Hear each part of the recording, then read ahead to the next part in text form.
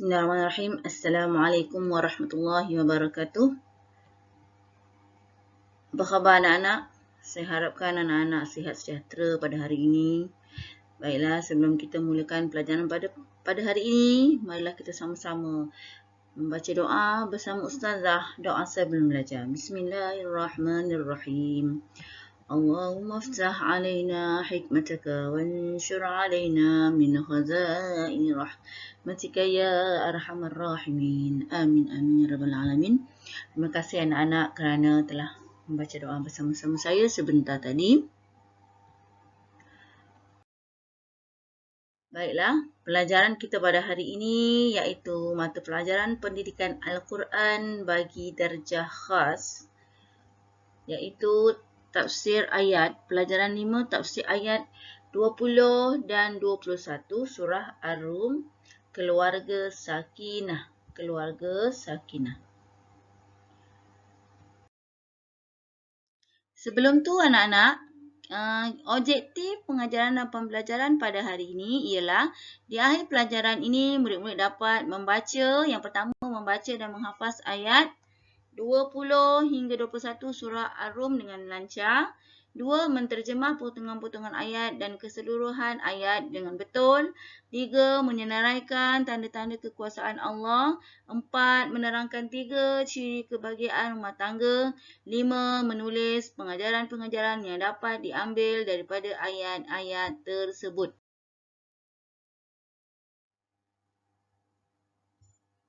Baiklah, ini adalah ayatnya 19 hingga 21. Makna secara ijmalnya yang bermaksud dan di antara tanda-tanda yang membuktikan kekuasaannya menghidupkan kamu semula, iaitu menghidupkan kamu semula tu bahawa ia menciptakan kamu daripada tanah setelah sempurna sahaja peringkat-peringkat kejadian kamu menjadi manusia yang hidup bertebaran di muka bumi ini. Kita dijadikan daripada tanah. Dan di antara tanda yang membuktikan kekuasaan dan rahmat Allah, bahawa Allah menciptakan untuk kamu, wahai kaum lelaki, iaitu kaum lelaki isteri, dari jenis kamu sendiri. Dari jenis kamu sendiri tu apa? Dari jenis kamu sendiri, kita manusia, daripada manusia lah juga. Supaya kamu bersenang hati dan hidup mesra dengannya dan dijadikan di antara kamu suami isteri perasaan kasih sayang. Perasaan kasih sayang, mawaddah dan belas kasihan. Warahmah. Seperti ayat dalam atasnya ada. Sesungguhnya pada yang demikian itu mengandungi keterangan-keterangan yang menimbulkan kesedaran bagi orang-orang yang berfikir.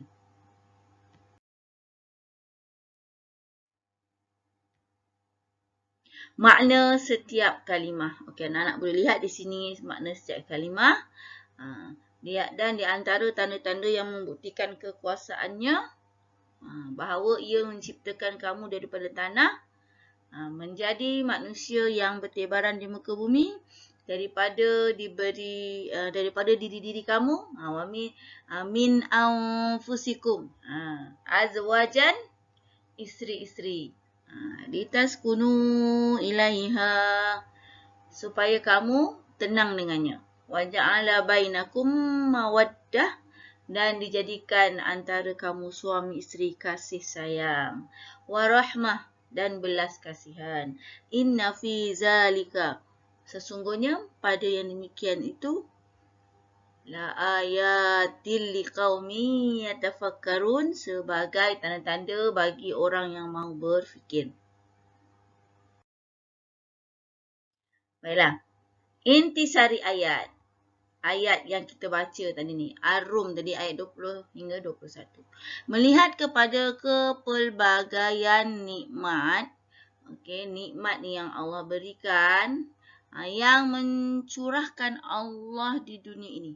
Nikmat yang dicurahkan Allah di dunia ini menyebabkan sebahagian daripada manusia amat menyayangi dunia. Terlalu banyak nikmat yang Allah bagi ni, kesenangan di dunia ni.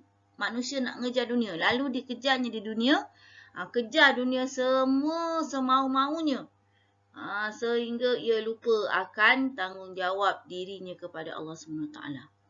Sebenarnya Islam mengakui akan kepentingan dunia kerana balasan yang akan diterima oleh seseorang di akhirat kelak bergantung kepada amalannya ketika di dunia. Tu anak-anak. Bagi orang yang apa? Bagi orang yang dapat manfaatkan nikmat ni, nikmat yang Allah bagi ni dia dapat manfaatkan kehidupan yang sebaik-baiknya menerusi amal soleh. Amal soleh yang berterusan. Sesungguhnya mereka adalah orang yang membangun. Dia orang yang membangun di dunia. Orang yang membangun di dunia dan membina di akhirat. Akhirat kelak dia membina. Bagi orang yang cerdik akal, dia cerdik akal dia. Akal dia cerdik ni. Mereka akan melihat dunia dengan pancaran iman. Kita akan melihat dunia dengan pancaran iman. Mereka yakin bahawa di dunia ini terdapat banyak tanda-tanda yang menunjukkan kepada kebenaran dan kekuasaan Allah yang dapat diterima oleh akal dan diyakini oleh hati kita. Itu dia. Kemudian ayat yang seterusnya, ni intisari ayat ni. Wa min ayatihi an khalaqakum min turab. Terjemahannya, dan sebahagian daripada tanda-tanda kekuasaan Allah, ia dijadikan kamu daripada tanah. Ni nampak ni. Kita dijadikan daripada tanah. Menerusi potongan ayat di atas, jelaslah bahawa menyebutkan bahawa penciptaan manusia tu adalah berasal daripada tanah. Ni tanah ni anak-anak. Daripada tanah diciptakan Nabi Adam. Dan dari tulang rusuk Nabi Adam AS dijadikan Siti Hawa. Daripada kedua-duanya lahirlah anak Adam yang memenuhi ruang dalam dunia kita ni sejak daripada dahulu hinggalah hari akhir zaman. Akhir zaman. Mana akhir zaman anak-anak? Ni dia akhir zaman. Sekarang kita ni dah menempuhi akhir zaman. Dalam kehidupan manusia, tanah adalah satu keperluan. Tanah ni satu keperluan anak-anak. Mereka sanggup untuk berbunuh-bunuhan, berperang kerana untuk mendapatkan tanah. Dekat tanah tu kita boleh membina kehidupan kita. Kita makan makanan pun berasal daripada tanah. Kemudian juga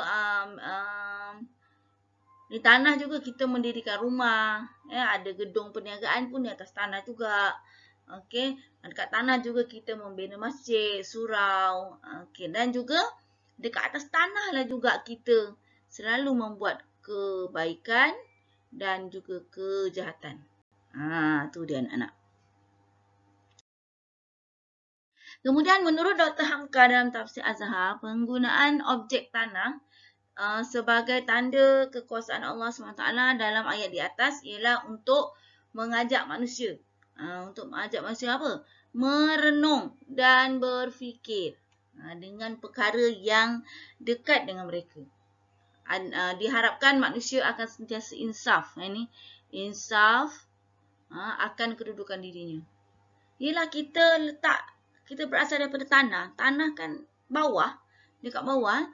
Kemudian mengerti asal kejadiannya dan tahu bahawa akhirnya manusia akan kembali ke tanah juga. Kita akan kembali ke tanah juga. Jadi kita kena tunduk ke bawah. Kita kena tengok asal kejadian kita daripada mana. Okey, orang yang benar-benar yakin terhadap balasan Allah di akhirat saja, mereka hendaklah sentiasa membanyakkan amal soleh. Amal soleh, kita buat kebaikan. Kita solat, puasa, apa lagi yang bersedekah. Okey, bukan saja menyuburkan tanahannya dengan tanaman-tanaman yang segar, tetapi turut menyuburkan pembinaan dirinya. Bukan kita setakat ada tanah kita suburkan tanah, bukan. Kita malahan kita suburkan diri kita juga dengan pembinaan diri, dengan bekalan dan persiapan yang secukupnya sebelum kembali ke tanah. Ialah macam Ustaz Hanafiah yang glamour kat TV tu, dia cakap doa, kita lepas sembahyang doa, ya Allah ya Tuhanku, kau ambillah nyawa aku setelah cukup amalanku, setelah aku betul-betul bertaubat padamu dan cukup amalan aku untuk aku bawa ke akhirat nanti. InsyaAllah. Itu .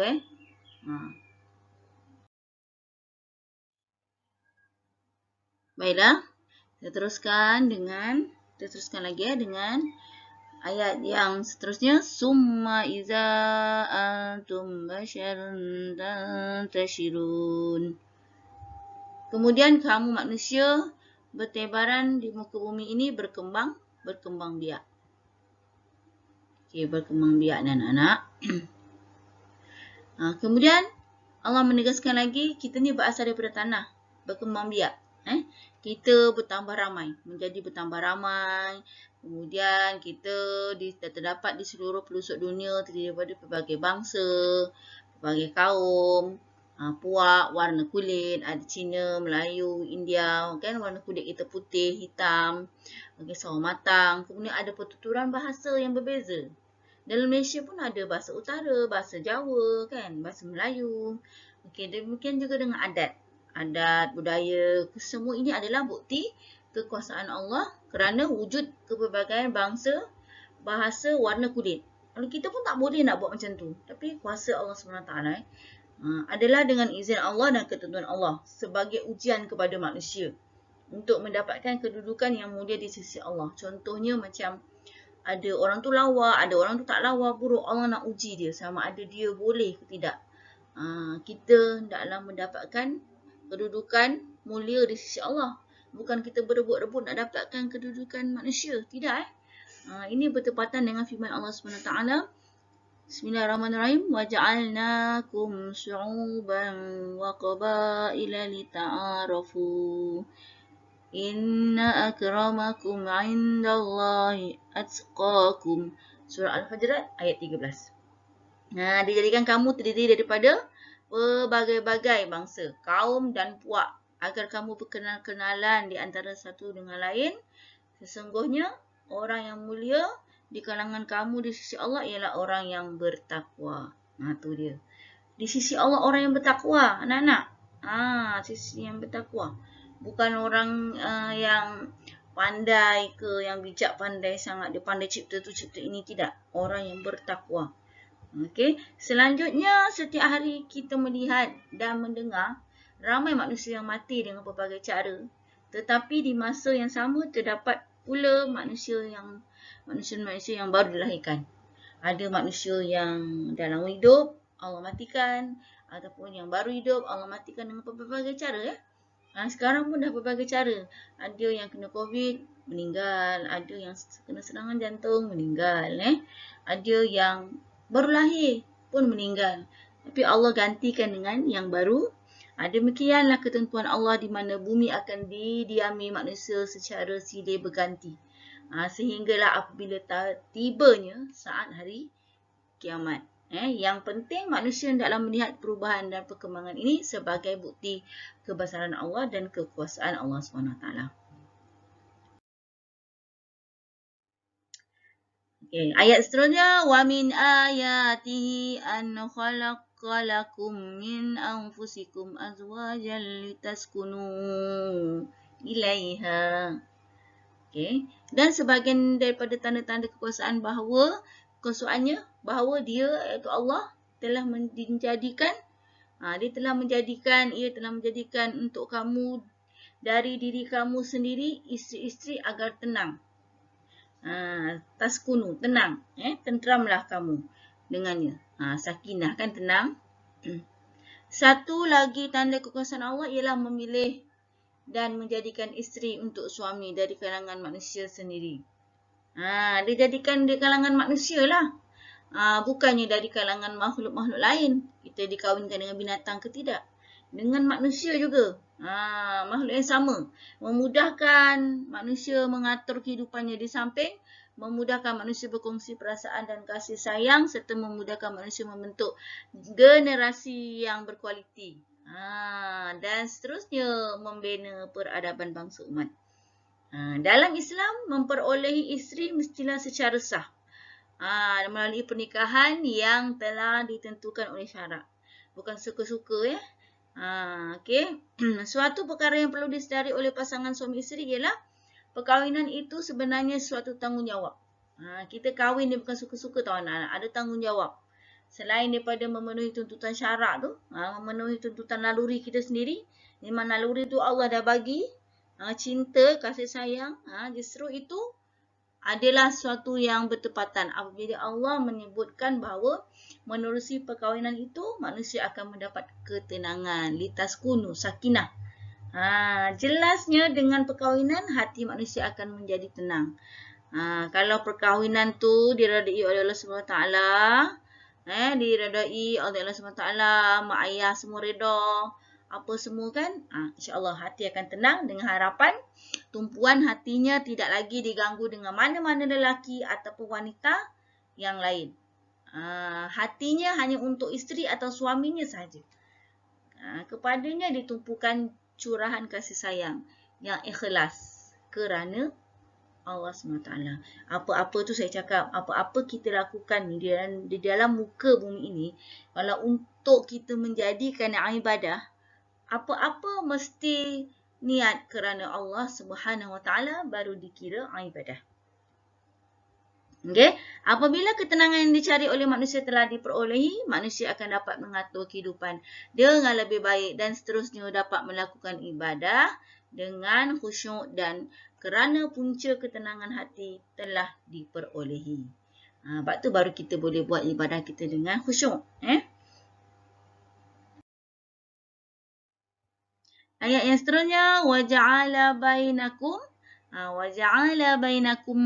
mawaddatan warahmah. Terjemahannya, dan dijadikan di antara kamu perasaan cinta, mawaddah tu kasih sayang dan belas kasihan. Tu dia. Allah timbulkan rasa tu, cinta dan kasih sayang, belas kasihan.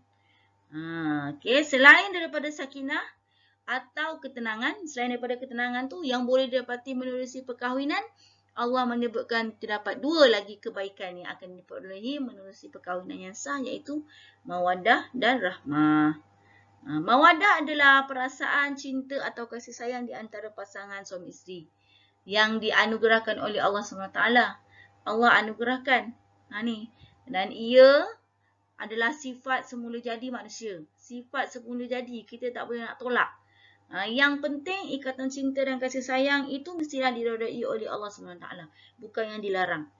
Janganlah kerana dorongan cinta yang mendalam terhadap pasangan hidup menyebabkan seseorang itu lalai dan lupa menunaikan tanggungjawab kita terhadap Allah SWT.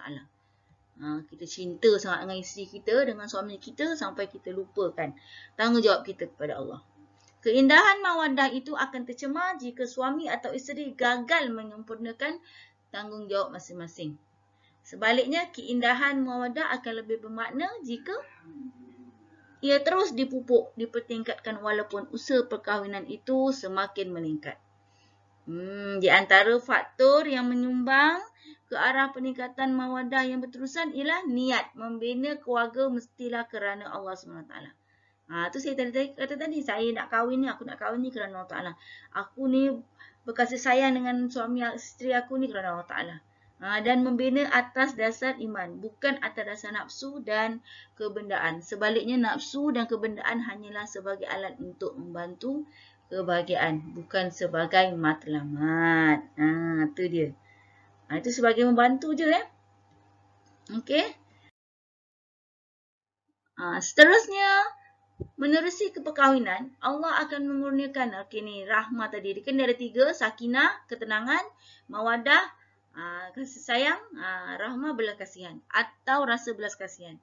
Iaitu pada suami, wujud rahmah terhadap isteri. Demikian juga pada isteri.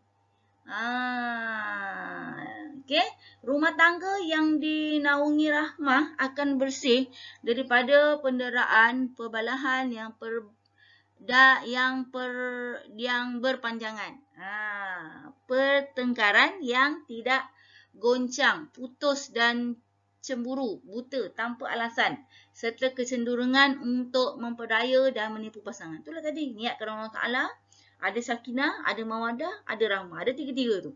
Sebaliknya, semakin lama mereka berkongsi kehidupan sebagai suami isteri, semakin tinggi jalinan rasa belas kasihan di antara kedua-duanya. Semakin lama dia orang kahwin, kita kahwin dah lama, dah berbelas-belas tahun, makin tinggilah rasa kasih sayang kita tu. Kalau tercetus suatu masalah, atas dasar rahmah, mereka akan menyelesaikannya dengan cara yang baik dan betul. Bukan dengan cara melulu. Ayat yang seterusnya, inna fi zalika laayatil liqaumin yatafakkarun. Terjemahannya, sesungguhnya pada yang demikian itu terdapat tanda-tanda kekuasaan Allah bagi orang yang mahu berfikir. Nah, bagi orang yang mahu berfikir tu, dia tahu tanda-tanda kebesaran Allah itu. Allah menjelaskan bahawa penyediaan pasangan hidup dari kalangan manusia itu sendiri dan wujudnya rasa sakinah. Ni. Yang pertama, wujudnya rasa sakinah. Yang kedua, mawadah. Yang ketiga, rahmah. Dan rahmah. Setelah seorang itu berumah tangga, adalah sebahagian daripada tanda-tanda menunjukkan kepada kebesaran dan kekuasaan Allah. Kekuasaan Allah SWT. Allah sengaja mendekatkan tanda-tanda tersebut kepada manusia agar terus merenung, berfikir. Allah suruh kita ni merenung. Kenapa Allah bagi kita tu semua? Supaya merenung dan berfikir betapa besarnya kurniaan Allah kepada manusia. Betapa tingginya sifat pemurah dan kasih sayang Allah kepada makhluknya. Dan betapa indahnya Islam untuk menjamin kesejahteraan hidup. Kesejahteraan hidup kita ni. Tetapi sayangnya ramai lagi yang masih tidak mahu berfikir dan ramai yang masih tidak bersyukur lagi. Dia rasa dia tak pandai. Dia tak pandai buat tu, buat ini. Tapi dia kena ingat, ada orang lagi tak pandai lagi daripada dia. Dia rasa dia stres, dia miskin. Kita kena fikir, ada orang lagi susah lagi daripada kita. Jadi kita kena sentiasa bersyukur dengan apa yang Allah uji pada kita, apa Allah bagi pada kita. Allah suruh renungi apa yang Allah beri nikmat. Terlalu banyak. Adalah diharapkan dengan pernyataan Allah menerusi ayat-ayat yang saya dah sebutkan tadi. Kita dijadikan daripada tanah, kita dijadikan berbilang-bilang kaum, puak, apa semua tu. Kemudian Allah dah bagi kita sakinah, mawadah, rahmah tu semua. Allah suruh kita renungi. Di atas, ayat-ayat di atas, umat Islam bukan sahaja dituntut agar memperkukuhkan keimanannya kepada Allah dengan memperbagaikan amal soleh, tetapi turut sama memperkasakan daya fikir dengan merenung setiap kejadian Allah agar manusia terus bersyukur kepada Allah SWT, kerana sesungguhnya limpahan tau anak-anak, limpahan dan nikmat ni, nikmat Allah SWT yang terlalu tinggi nilainya. Kita tak boleh beli kat mana-mana, tak ada jual kat mana-mana. Allah sahaja yang berikan. Allah Maha memberi rezeki. Ya Razak memberi rezeki kan. Pengajaran ayat ini, yang pertama, bagi orang yang mahu berfikir, mereka akan dapati bahawa setiap penjuru alam ini yang luas ini terdapat banyak tanda-tanda yang membuktikan kebesaran Allah, kekuasaan dan keagungan Allah SWT. Yang kedua, Allah memilih tanah sebagai asal kejadian manusia agar manusia tidak sombong dan takabur, kerana akhirnya manusia akan dikembalikan ke tanah juga. Kita akan dikembalikan ke tanah juga, anak-anak. Yang ketiga, asas pembinaan keluarga yang bahagia ialah perkahwinan yang sah, niatnya kerana Allah dan setiap pasangan, dan menunaikan tanggungjawab masing-masing dengan sebaik-baiknya. Asas kepada pembinaan keluarga yang bahagia ialah perkahwinan yang sah. Niatnya kerana Allah SWT, anak-anak, bukan kerana lain. Pengajaran ayat yang seterusnya, yang keempat, kesan daripada perkahwinan atas dasar iman, mereka akan dikurniakan Allah sakinah, mawadah dan rahmah. Sakinah tadi apa? Tadi saya dah cakap, ketenangan. Mawadah tadi apa? Mawadah tadi apa? Kasih sayang. Dan rahmah apa tadi? Belas kasihan. Kesemua pengurniaan itu termasuk sebahagian daripada tanda-tanda kebesaran dan kekuasaan Allah SWT. Yang kelima, kewujudan manusia yang terdiri daripada pelbagai bangsa, bahasa, warna, kulit, kaum, puak dan lain-lain adalah suatu yang telah ditentukan oleh Allah SWT, bukan terjadi dengan sendiri atau secara kebetulan bukan. Itu semua Allah, kejadian Allah. Yang keenam, institusi keluarga adalah di antara institusi yang paling penting dalam menghadapi cabaran global yang didalangi oleh musuh-musuh Islam, maka sewajarnya ia terus diperkasa dan dipertahankan. Itu ya anak-anak. Baiklah. Penghayatan untuk hari ini, kita hendaklah insaf dan renungi tanda-tanda kebesaran dan kekuasaan Allah yang ada di sekeliling kamu. Di sekeliling kamu ni kita kena insaf renungi. Yang kedua, sayangi setiap ahli keluarga kamu kerana Allah. Sayangi keluarga kita kerana Allah Ta'ala. Sayangi sahabat kita, saudara mara kita. Semua kerana Allah SWT. 3, berusaha untuk menjadi orang yang sentiasa bertanggungjawab. Macam hari ini, ada pelajaran darjah, sekolah darjah khas agama. Sekolah agama punya darjah khas. Kita rasa bertanggungjawab untuk kita ikut PDPR. Kita rasa bertanggungjawab. Yang keempat, jadikan diri kamu sebagai anak-anak yang dapat menambah kebahagiaan sesebuah rumah tangga. Okey, baiklah anak-anak. Apa yang kita dapat hari ini? Tajuk kita pada hari ini ialah surah Ar-Rum ayat 20 hingga 21, iaitu keluarga sakinah. Dan kita juga dapat makna kalimah, intisari setiap ayat, pengajaran ayat serta penghayatan. Saya harap hari ini anak-anak dapat mengenali apa itu keluarga sakinah, mengetahui serba sedikit ataupun ilmu-ilmu yang saya sampaikan ni anak-anak boleh gunakan sampai hari tua insya-Allah. Wabillahi taufiq wal hidayah. Wassalamualaikum warahmatullahi wabarakatuh. Sekian, terima kasih anak-anak. Jumpa lagi. Ma'assalamah wa ilal liqa' daripada saya Ustazah Rahma binti Muhammad. Terima kasih.